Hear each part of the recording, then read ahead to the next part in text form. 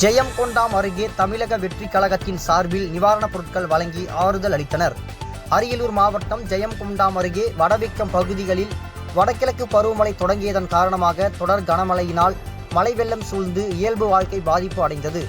பகுதிகளில் ஒன்றான வடவிக்கம் கிராமத்தில் மழையினால் பாதிக்கப்பட்டோரை தமிழக வெற்றி கழகத்தின் அரியலூர் மாவட்ட செயலாளர் மார்டின் மாரியாடோனி அவர்கள் பாதிக்கப்பட்ட பகுதிகளை நேரில் சென்று பார்வையிட்டு அப்பகுதி மக்களுக்கு அத்தியாவசிய நிவாரணப் பொருட்களை வழங்கி பொதுமக்களுக்கு ஆறுதல் கூறினார்.